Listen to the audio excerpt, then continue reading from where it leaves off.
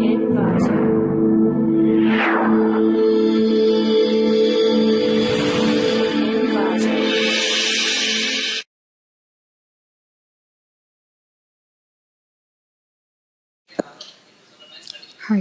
welcome to clickmyproject.com. The title of our project is A Novel Parallel Scan for Multicore Processes and its Application in Sparse Matrix Vector Multiplication from the domain Parallel and Distributed Systems. Then let me see the brief explanation of our project. Here we do the parallel scanning on multiprocessors with the same platform. The drawback in the existing system is it requires the number of processes to be a power of 2 because the algorithm scans the value in tree-based and backward. But the proposed algorithm does not have this limitation. It scans the values in parallel and from forward direction. This is the flowchart of our project, in which the first step is the client enters the number to be scanned. After that, the system finds the number of processes for allocating the number. And then, from that number, the system generated the number of values to be scanned. Then, these values are stored into the database. After that, from the database, the data can be splitted and allocated to the separate processes. Then the splitted values are sending to the server. In the server side, scanning process is going to be done. In the scanning process, there are 3 levels. One is local scan and cross segment and in segment. After generating the scanning process, we get the result from the 3 segments, from which we analyze the result and showed in the graph. Now I am going to show the demo of our project. In our project, we have 2 applications, one from client side and another from server side. This is the client side application and this is the server side application. So first we have to run from the client side application. This is our client side. Here client can give a value. He can give either value.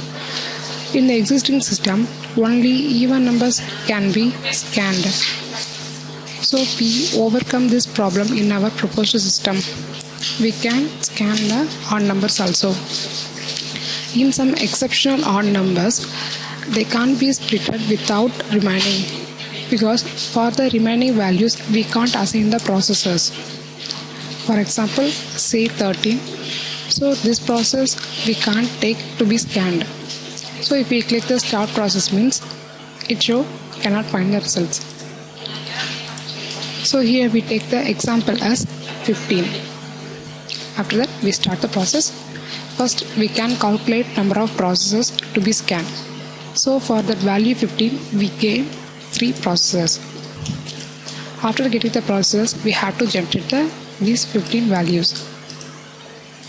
So now 15 values are generated and these values are stored in the database. After storing these values into the database, we have to split these values according to their processors. So next we can split. Here our number of processors is 3 and we can view the separated processes regarding their values. So processor 0 and processor 1, processor 2. These values are retrieved from the database and this value is sent to the server side. After sending these values into the server side, the scanning process is going to be done in only the server. So this value is now sent into the server. Now these values are sent to the server. After sending the server, we have to run this project from the server side application. This is the server side application. Here we get the client value automatically. After getting this client value, we can find the processor. So here also it shows the number of processor as 3. After that, we can show the value from the database. After getting data from the database, we can go through the scanning process. Here we can see the available processors as 3: processor 1, processor 2 and processor 0. For process 0, we can view the value, and for process 1 and for process 2. So the separated and allocated value for each processor is shown. After viewing these values, we can start the scanning process. So in our project, we have 3 processes. One is local scan and cross-segment process and in-segment process. In a local scan process, we start. Local scan 1 is nothing but the binary associative operation in processor 0. So here these values are added and displayed in the local scan 1. After that, local scan 2. Local scan 2 also similar as the local scan 1, but this value is summed from the processor 1. And then local scan 3. Local scan 3 is similar to the past process, and it takes the value from the processor 2. So here local scan process is finished, and then cross-segment process.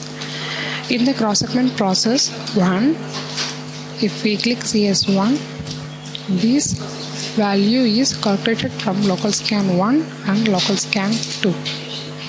After CS2 is nothing but the local scan 3 value. So we have to find the final step of the cross-segment process. So here cross-segment final. This value is added by the CS1 and CS2. And the final process is in-segment process. In in-segment process, this value is taken from the database from this processor 0 and processor 1 and the processor 2. So here we can see the cross-segment final value and in-segment process value. So after getting this cross-segment and the in-segment, we can compare those results. So here we can get the cross-segment value from the database and retrieve the in-segment value from the database. So here getting these values, we have to get the probability. If we click the probability means it shows the probability between the cross-segment and the in-segment, and this probability result is shown into the client side. So here process is completed and these values are passed to the client side. So now we have to run from the client side. So this is the client side application. After sending these values to the server, these values are processed and returned to the client side. Now we can analyze the result. So here we have 2 analyses. One is segment analysis and another one is CPU analysis. We click the segment analysis means it shows the cross-segment and in-segment analysis. So for all process, it has a probability as 1 because the cross-segment value and in-segment values are the same. And then CPU analysis. So for different types of values, we have different types of values. Thank you.